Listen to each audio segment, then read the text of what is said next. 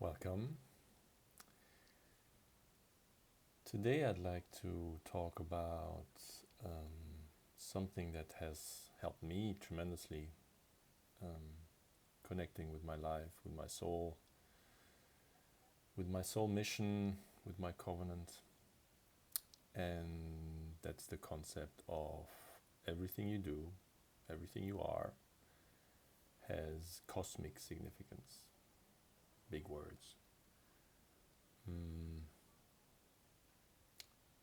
It's very easy in your life, your physical life in 3D, to feel rejected, to feel like you're less than you are. Life circumstances can be very, very harsh. Sorry. And it doesn't need to be like that. We often feel like what we do doesn't matter on a small or large scale. You may have family members or you may have children that rely on you, and so there is an impact you can measure. But sometimes we feel a bit like what's the overall purpose? And I've certainly been on a journey to discover or to explore or to find the purpose of my life. And this is kind of, I encourage you, I invite you to consider perhaps that everything you do and you are has importance beyond what you could imagine. I use the word cosmic, could use multidimensional, but has importance and significance that most of us cannot fully appreciate, or we perhaps appreciate it in a small little moment, but I invite you to do that more consistently.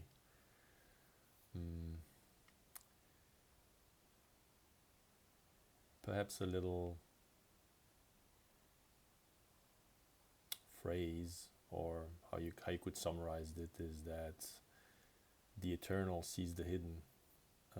You feel that your life is only known to you, that's kind of hidden, that you may have feelings, thoughts that you don't necessarily share with everyone. But even that, even if it's only restricted to you, even if you're not sharing anything, or you have the feeling no one sees it, I invite you to consider the alternative, which is that you are constantly witnessed, you are constantly appreciated and loved, and that no matter what you do, it is significant at the highest level. And if you embrace that concept, even for the briefest of moments, if you truly embrace it, if you kind of explore it as momentarily truth, not necessarily truth for the rest of your life, but just for a moment, if you would explore how would it feel if that were being true, that you are constantly witnessed, appreciated, and loved. This immediately creates a release, a peace that is hard to put into words.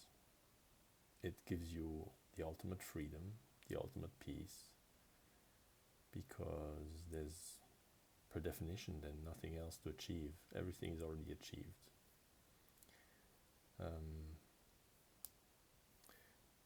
And one step further to that just brief exploration, or just momentarily accepting this as truth, what if it becomes your faith? What if it becomes the ultimate truth for you, and stays like that?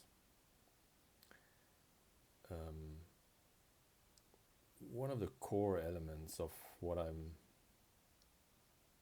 always saying, or one of the root beliefs, or acknowledgements, or truth that I found in my life is that there's an element of choice. And this is obviously derived from the fact that one of the laws in the universe is that you have free will. As a soul, as a human, on any dimension, you have free will. And the corollary of that is that you can choose at any time, any moment, to channel whatever energy you want. And that faith, however you define faith in God, faith in the afterlife, faith in the fact that you're being witnessed multidimensionally, that everything you do has significance, that faith, any belief, is a choice. That is something that the mind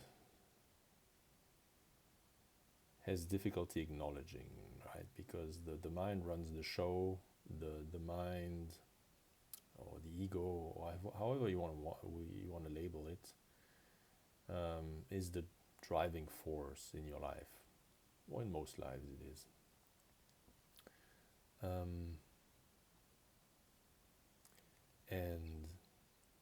But I felt that the choice of faith is kind of a weird in between for the mind, because on one level you give the mind does the choice, does the choosing. The mind exerts the power of choice, of free will. But in this case, the decision is based on, do I acquire faith? And so, although the mind is really powerfully being put in the driver's seat as the entity that exerts the choice that's being made invariably takes away from the mind, because we're talking about faith. So the mind is doing the choosing of lessening its importance, its reach. The mind will always be important. Without a mind, you cannot navigate physical 3D worlds. So the mind is always one of the most valuable tools you will ever have. And in some scriptures, what really resonates with me is that salvation, however you define that, salvation of yourself, salvation of everything that exists, lies within the mind, lies within the choices that you make. And so the mind, there's no doubt that it can be a very, very powerful tool. If it's being used effectively, if it's being used appropriately, and if it's not given rights or power that it shouldn't have, that it's given being tasks that it has no business doing, that it's not equipped to do, like running your life. But if you use it as the powerful tool that it is, of doing the right choices, then it's a very powerful tool. But in this case, it's being put back to the place that it actually should have, on the back seat. So faith in anything that I say, anything that you might want to believe, is a choice. There's this powerful saying that I really love. It takes the same energy, or the same mental energy, to choose fear or faith, or fear or belief, or faith or fear or love, because both require you to believe in something that you don't see. Why are you afraid? Of course, there are situations where there might be danger involved, but the fear is not based on immediate danger. Fear is just, if we talk about anxiety, what will happen tomorrow, what will happen in a week. It requires you to make a choice to believe in something that you don't see. Well, what if you choose to believe that something good is going to happen? It takes the same energy, only that your neural pathways are just habitually choosing the fear, the anxiety. So check if you cannot switch that around.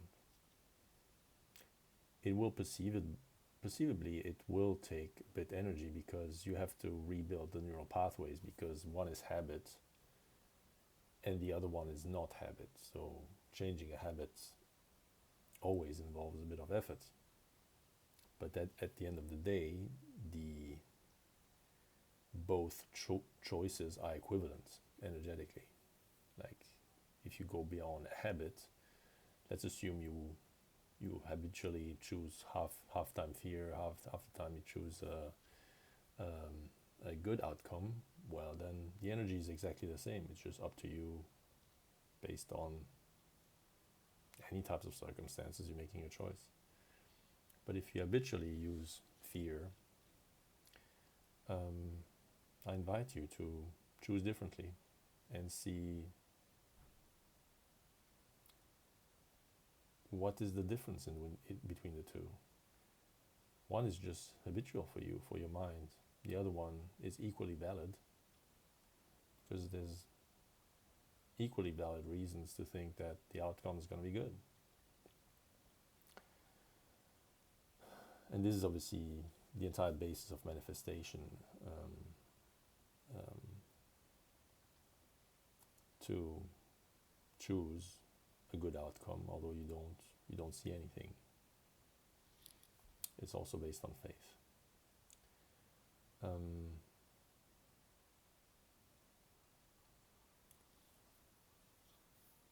So I keep repeating myself.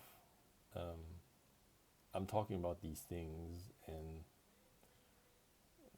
maybe by now you know that I have had this life as an academic scientist, and everything now that I'm talking about now do seem to be irrational, unscientific,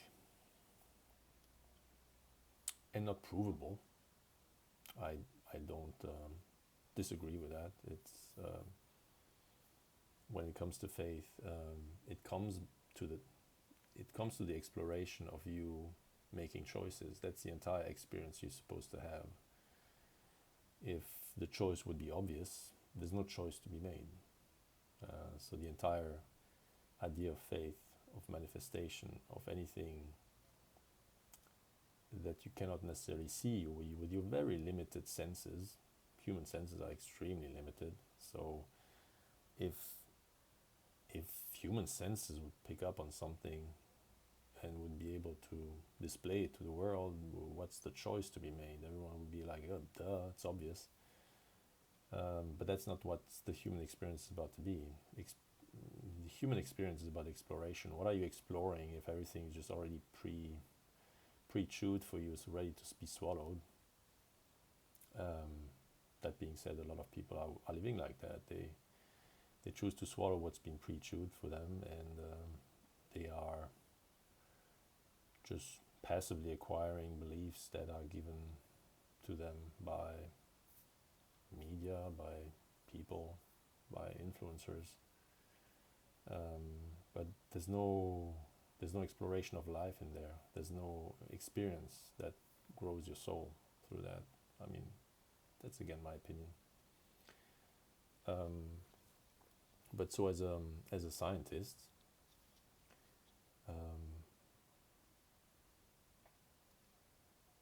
and I'm coming back to that quote of, I think it's Heisenberg that said it, but I might be wrong.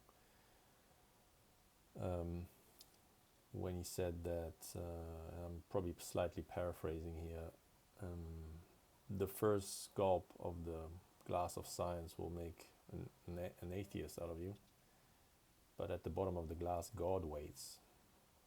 It always comes back to how deeply do you go down the rabbit hole. And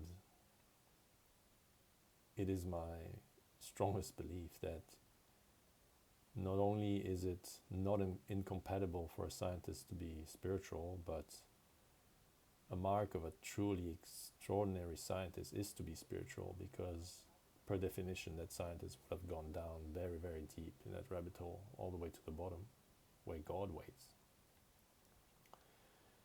And so when I'm discussing things like everything you do has cosmic significance, and I would obviously be immediately challenged by mainstream science. What are you talking about? This is just gibberish. This is just garbage.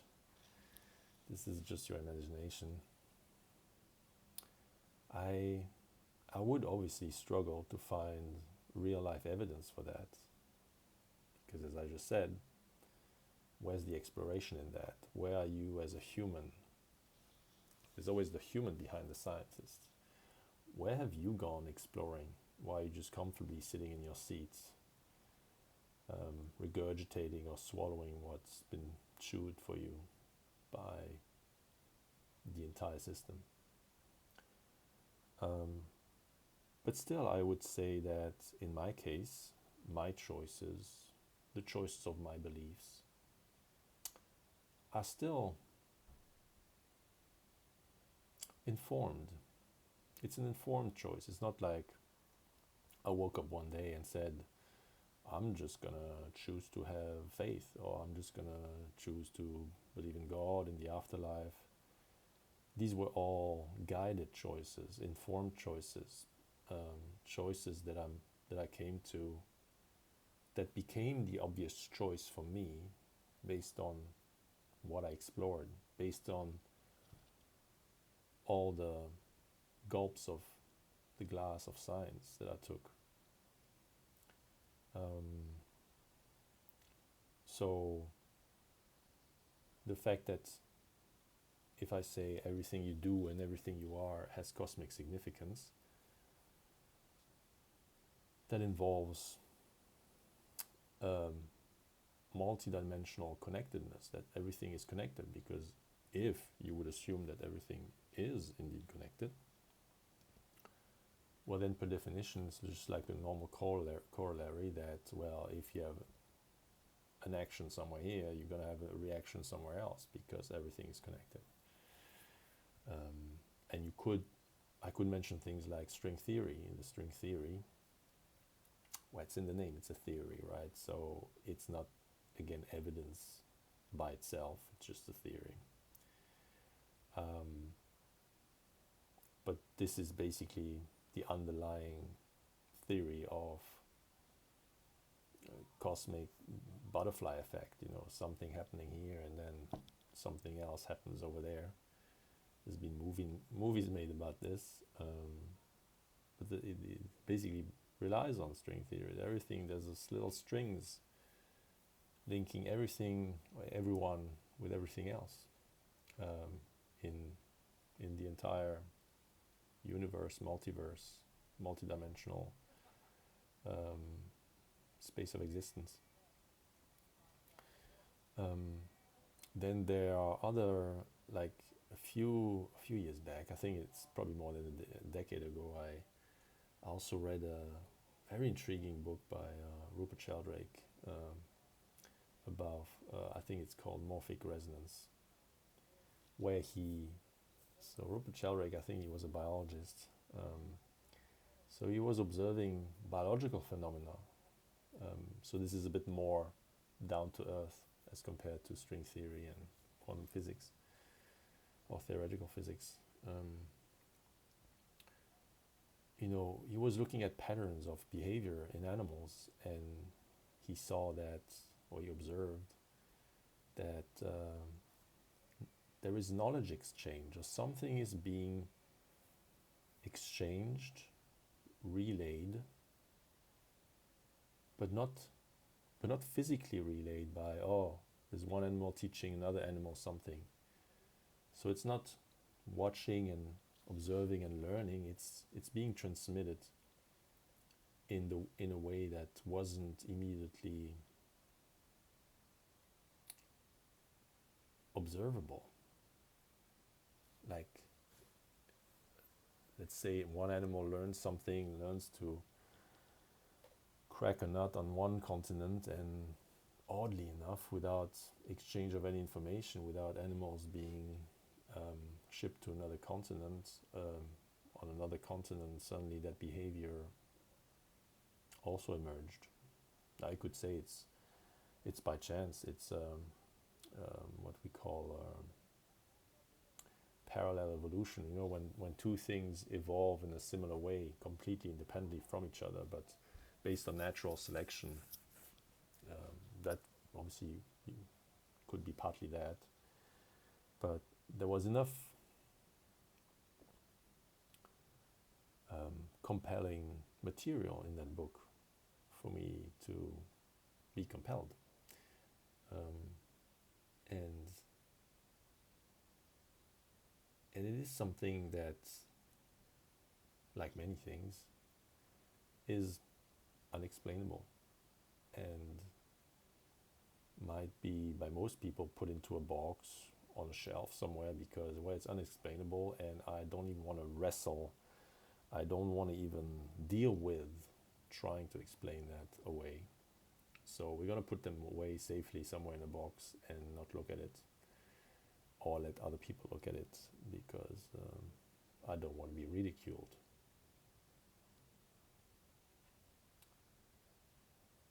But let's make the choice of incorporating that into your perception of reality, and apply that to humans and to the fact that everything has significance, that everything is interconnected.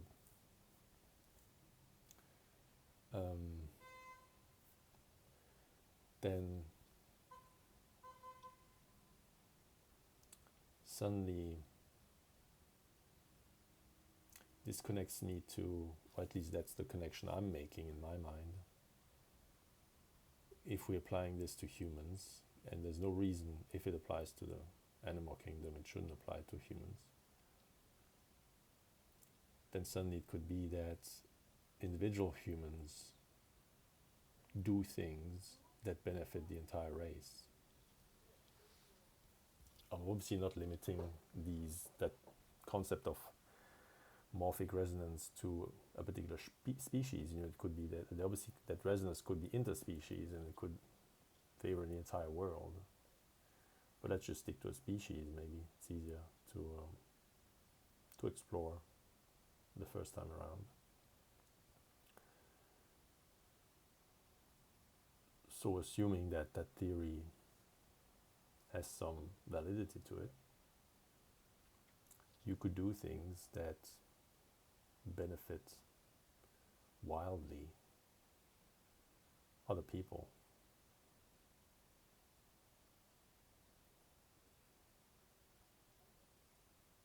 And then you could talk about concepts like healing family lines as well on a smaller scale.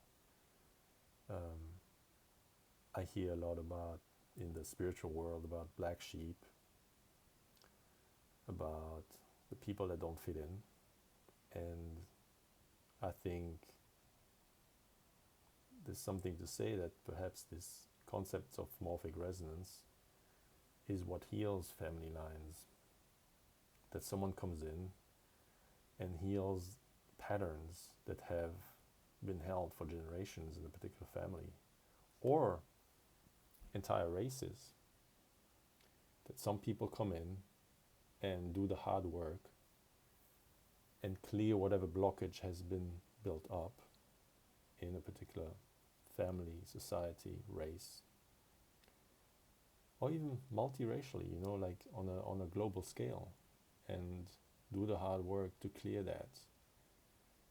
And then it's not just cleared for themselves, but it's cleared for the entirety of the people involved in that, or impacted by that.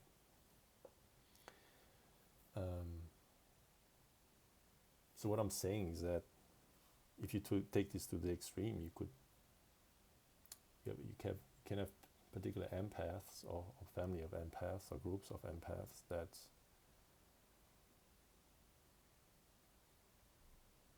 alchemize the pain for the world through a concept of morphic resonance. And if you're taking that entire concept, I think it fits really well with the subjectivity of time, the fact that time may not exist. That is also to some extent a reality in physics, that time itself as a dimension is something that's being used in, well, it's space-time, right? Time is also linked to space, and that our fabric of reality has time and space, but time is not absolute. So time doesn't exist by itself. And so, well, I'm not going to develop all the other thoughts or beliefs that I have around time. The fact that we are reincarnating until we don't want to reincarnate anymore, that all reincarnations happen simultaneously, which is also a concept that's being embraced wildly.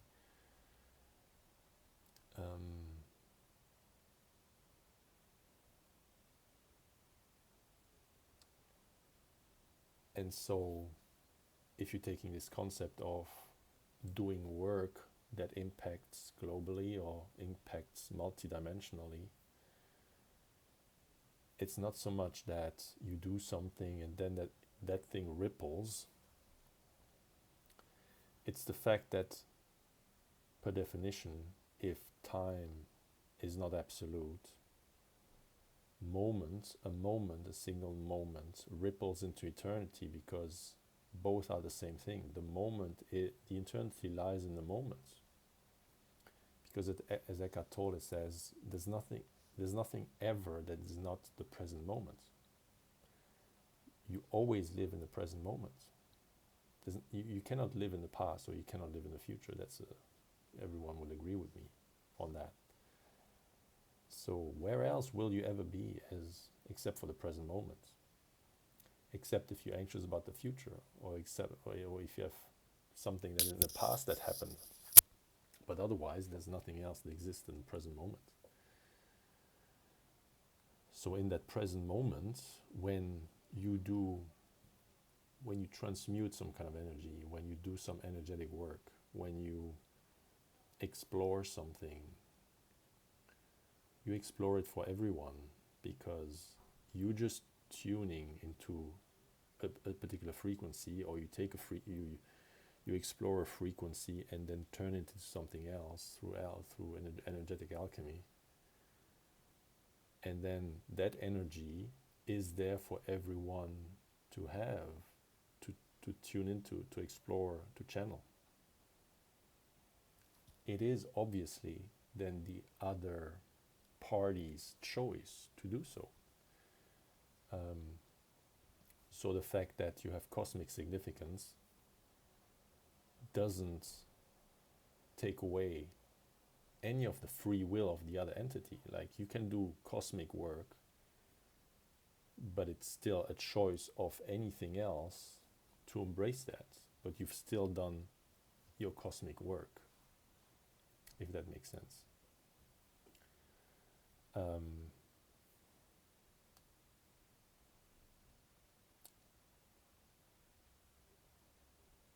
And so it is my intention to speak to you directly.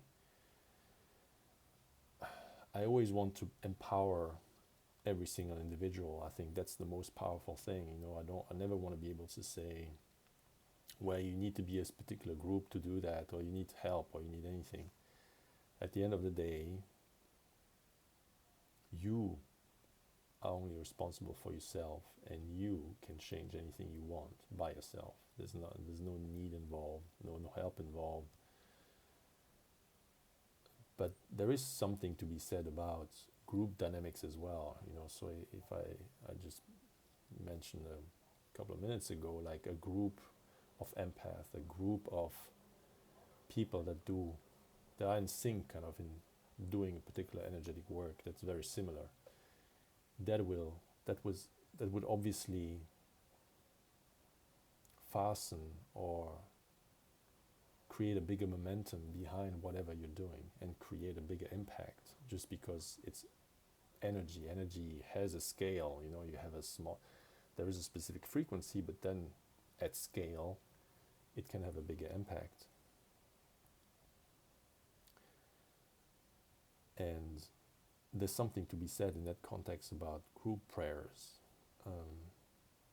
or group meditations, or sometimes these flash mobs that just meditate on love, or if a tragedy happens in the world, people coming together and praying and embodying, channeling a particular energetic frequency. That's extremely powerful on a cosmic scale.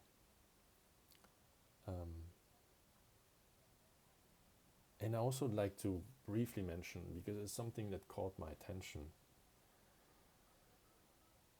and I can't exactly remember where I heard it, but there was something really fascinating, a fascinating aspect I heard about the religion of Islam and the prayer in the same direction of Mecca.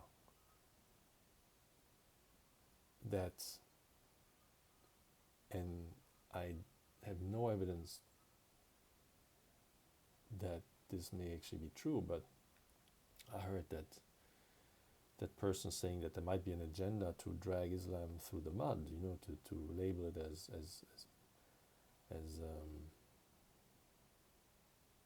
extreme, as whatever events you see happening in the world, that Islam is being bad or dragged through the mud.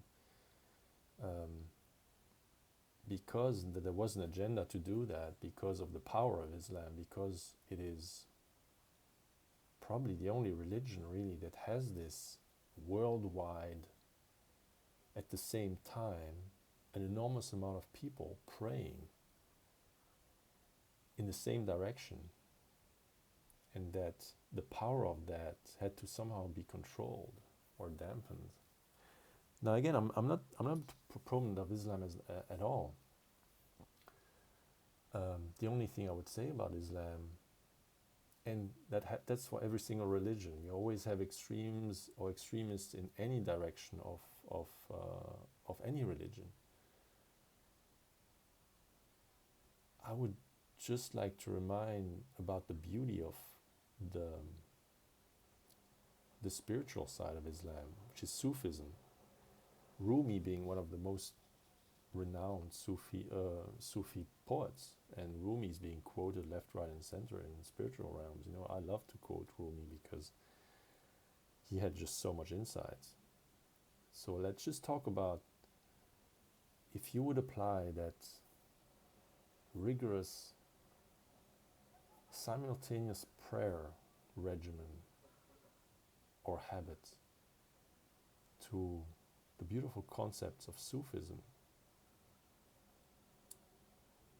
on a scale of, that would drive that concept of morphic resonance at a scale that is unheard of, just based on the sheer number of people that would do so. Now again, regardless of any kind of religion, everyone will pray for different things, or everyone will pray with a different intent. Maybe they're forced to, maybe they actually don't want to be there, or maybe they have the most beautiful intent. I just have the habit to seeing the best in everything. So if we take the best out of something like that, you would create something that is energetically massively powerful, that would hijack this mechanism of morphic resonance and just create ripples of beautiful energy throughout the world. This was just like in brackets, I'm talking to you personally. There's no need to build groups, although it's good if they form naturally and organically. But you by yourself, that's the only thing you need to take responsibility for, and you are tremendously powerful.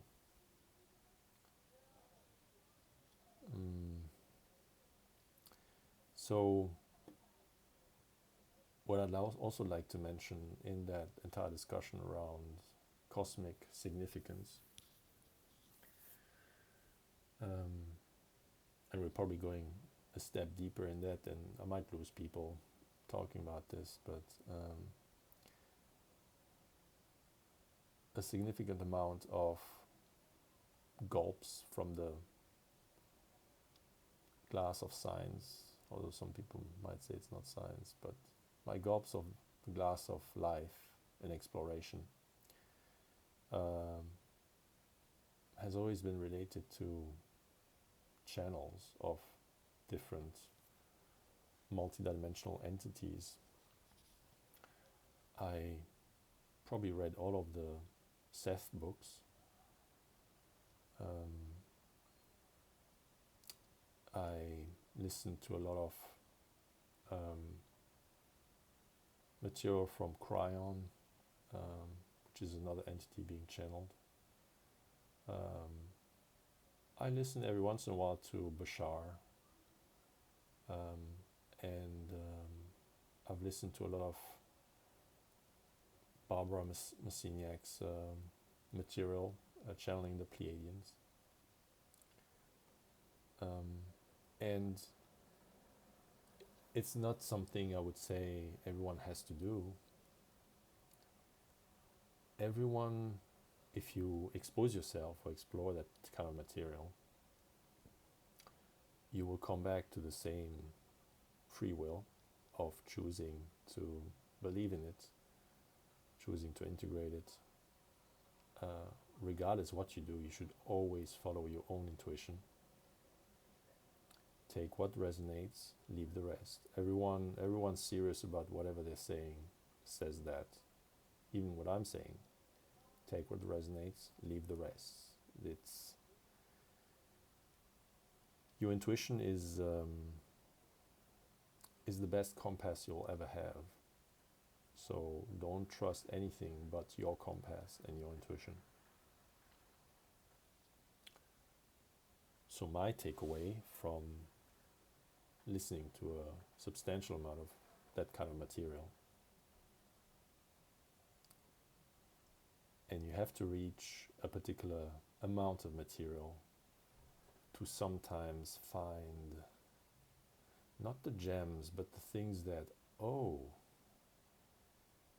always hit a nerve.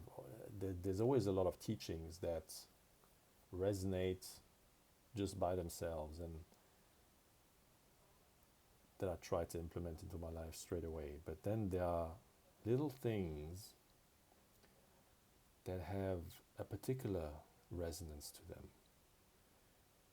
And those are related to their relationship to whatever entity we're talking about, their relationship to us in the present moment. The present moment being when you are exposed to the channelings. The channelings might be 10 or 20 years old, but you are resonating right now with it. And coming back to the concept of time doesn't exist, we're talking about the same time. So it doesn't even matter when it has been channeled, you are resonating in the present moment when you are exposed to it with that particular material. And so that relationship of what's being communicated and you at the present moment, what really struck a chord with me is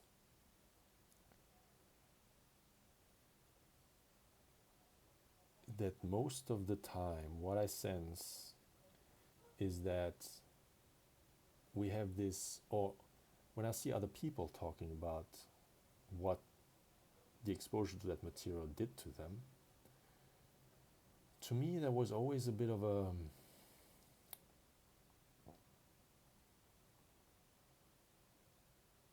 like an erroneous inferiority complex. Oh yeah, so wait, someone is channeling the Pleiadians or someone's channeling Seth. Oh my God, and there's all that knowledge that's being transferred, and I'm just so shit. I'm just a shitty human that don't understand anything. And then that's erroneous, because what's being given, what's being channeled as frequency is for the good of all. There is, if you listen to it carefully,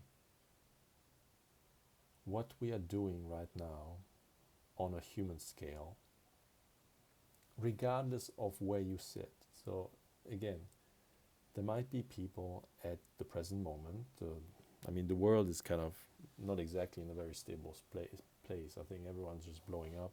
The entire system is blowing up at the moment. And there are people that contribute to the blow up, and then people that are already providing the blueprint for the new rebuild, the renewal, right? So whether you're contributing to the blow up or not, everyone right now on this planet has a particular role to play that is beneficial, because it's blowing up, so that's beneficial. So wherever you are on that, so either you help to blow things up, and then you also have a very important role. So the role of humanity at the moment, and let's take for example the example of the Pleiadians. So they might come to us or channel particular energy through a medium to us, and they are technically in the future by thousands, 10,000s of years. But their message is, although they are helping very practically,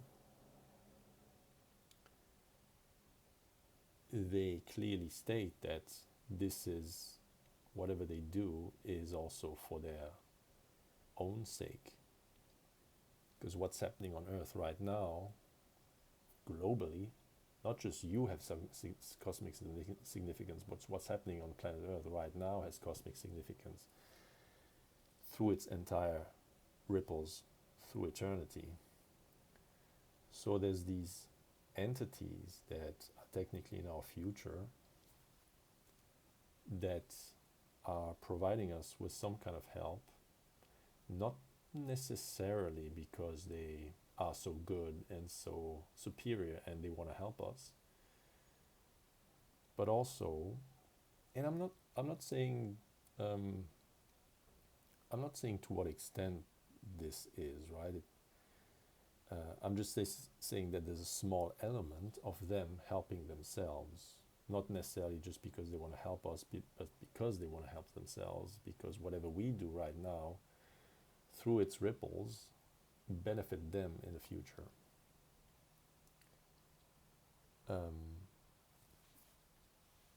So just to be clear, I don't want to take away anything of these entities that are helping us. I think it's the large majority of them and of whatever they're giving us is out of sheer love.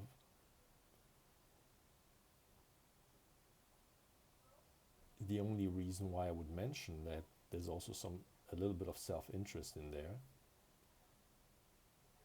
is to make you realize again that you have cosmic significance.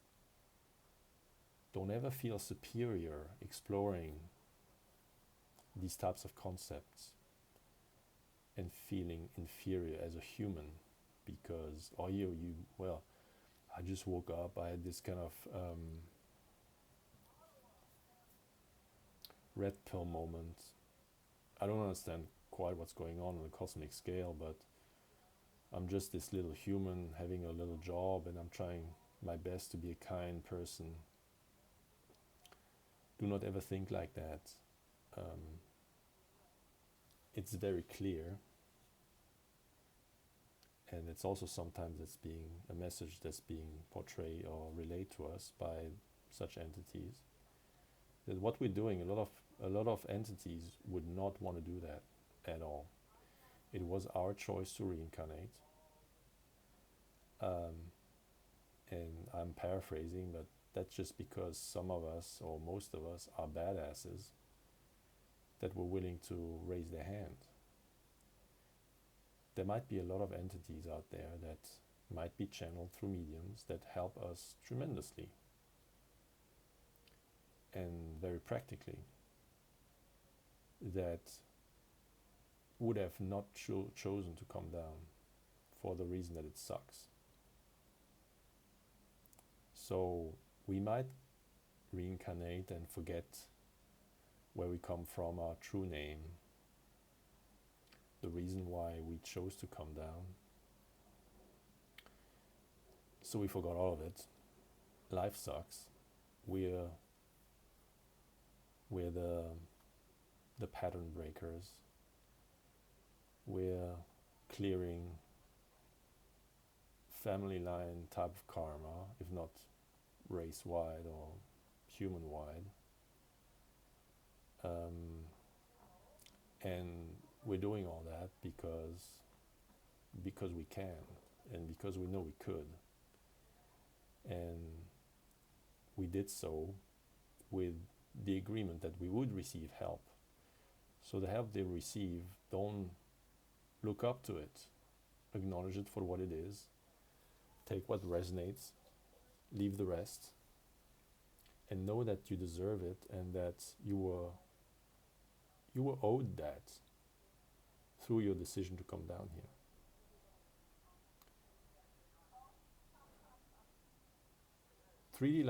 3D world sucks. It's highly dense energetically. You cannot easily manifest everything we know so well, to communicate telepathically, to do everything effortlessly. All the status we have multidimensionally got erased immediately, at least from a perception point of view, from a superficial point of view, when we incarnated. And it takes some time to wake up from that, to rediscover who you are and what kind of strength you have.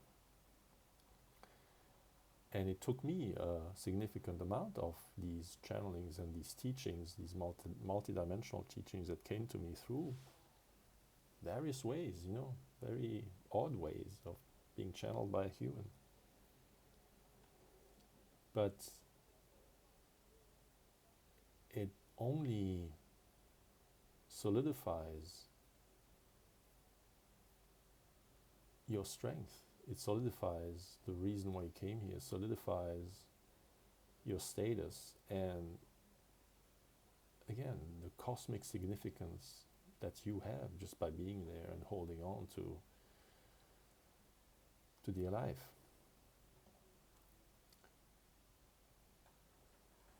So please keep that in mind. You're powerful beyond belief, regardless of what your life circumstances say about you, whether you have a job or not.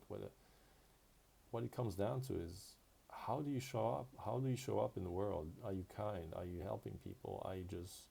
What is the base frequency you're channeling?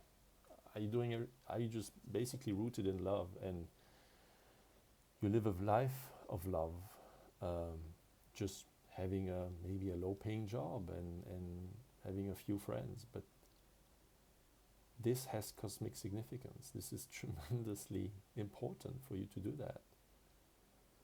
Don't ever feel inferior for having such a life.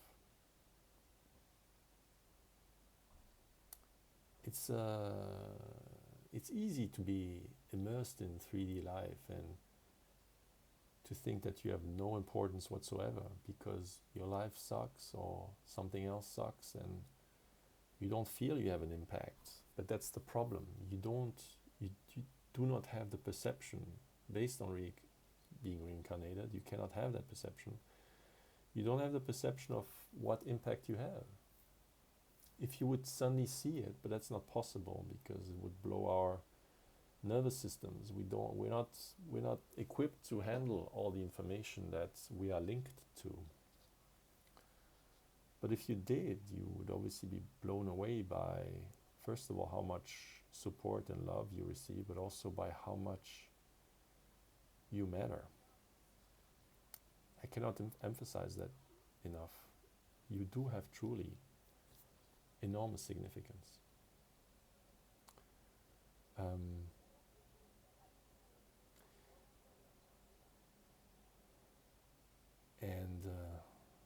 I'm going to have to wrap this up a little bit. So in you choosing, let's come back to the element of choice, choice of faith. Faith, like softness, like gratitude, is a tremendous sign of strength.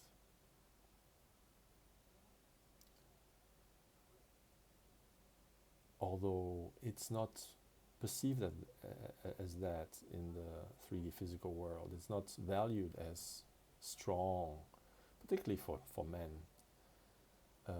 Kind men, well, they treated like weak. Only strong men, like the very masculine men that don't listen to anybody, use force to get what they want. That's very strong. No, it's the strength lies in the kindness, in the love.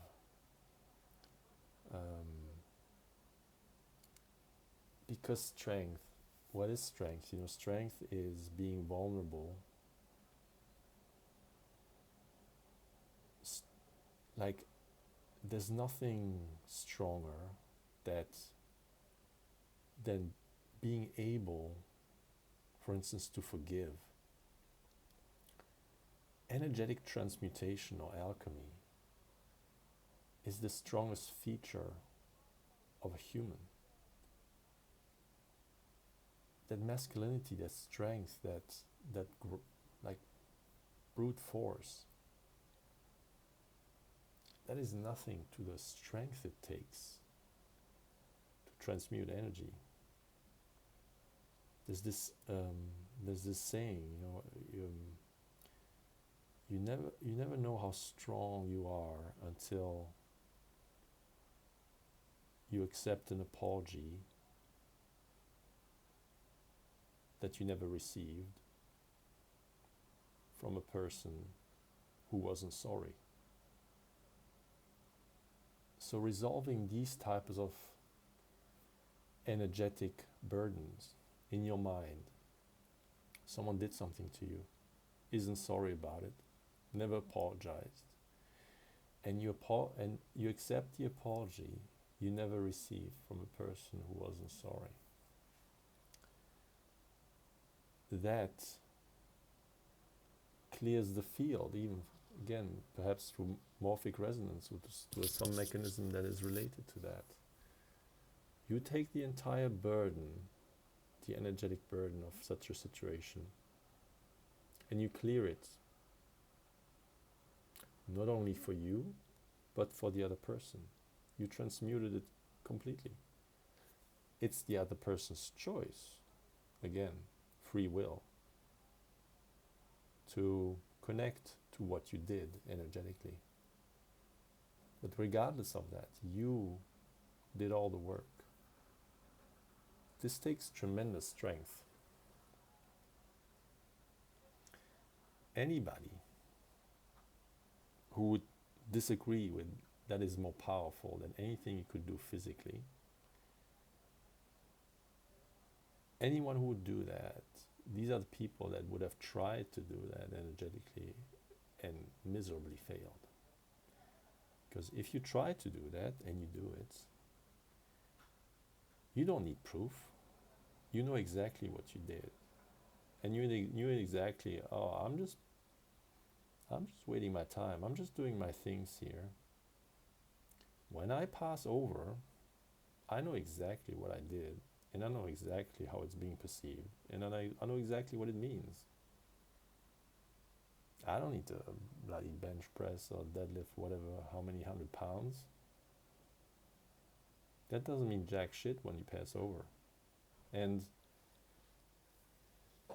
again, that's my perception of reality. Of course, it matters. Again, everything you do has cosmic significance. Your human life matters. Although I am rooted in a higher self, I know that I chose this. So everything I do right now, every second, every moment, matters tremendously.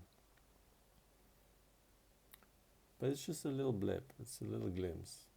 Although everything happens at the same time.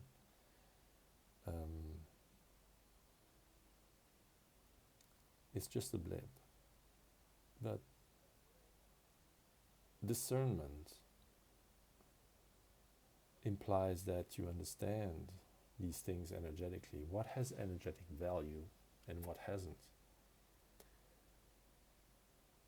It's very painful to recalibrate yourselves in such a way, because you obviously notice that none of this physical world runs the same algorithm, runs the same calibration.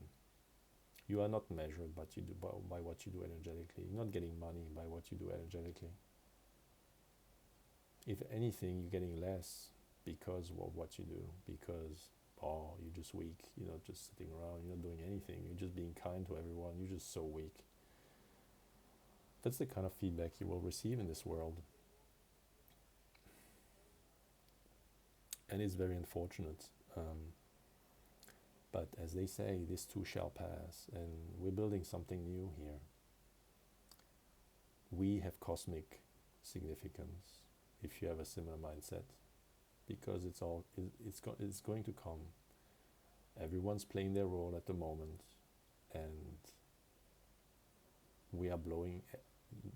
All the systems that have to go are blowing up right now. It's a natural process. Death and rebirth. Everything has to decay before something else can grow again. So stay strong in your beliefs. I hope this was a little bit helpful. And remember, everything I say here, I'm largely saying it at the moment, and I said it in the past, to myself, to remember. It's a process for me as well. And this shift in perception of what if every single moment I choose to believe that I'm being supported, I'm being witnessed, I'm being loved, and that everything I do has cosmic significance, regardless of what I do. It's about the energetic intent. Even if I sit silently somewhere,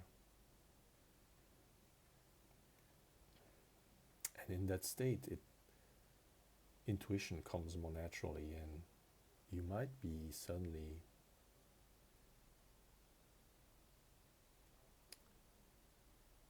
brought to move, but movement's going to come naturally, organically, based on intuition, based on, there's something there, I'm attracted to that. And that's how you move through the world. And that kind of change of perception helped me tremendously through this covenant I seem to have, which is around patience. Patience. Big lesson in my life. Everything could move 100 times faster and I would still not be happy. Patience, perseverance, strength, grit. Letting go of everything instead of trying to pursue something. No, just I had to learn to let go over and over again, to surrender parts of me and to be reborn over and over again. And it does matter if it has meaning. I sometimes ask myself, I'm okay with all that, I just hope it has meaning. I hope I'm not just doing all these things and everything just sucks and it doesn't have meaning. That would be, I always thought that would be the worst. And so I thought to myself, who's choosing to believe whether it has meaning or not? Like, both beliefs are rooted in something I can't see. So might as well choose the choice that supports me, that helps me, that I find peace in. And that's the belief that everything you do matter, that you have cosmic significance,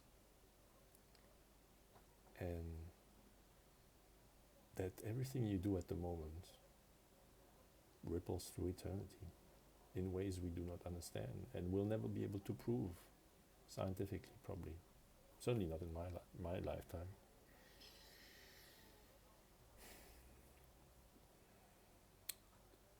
So I hope this helped, perhaps, in your life as well. And I'll talk to you soon.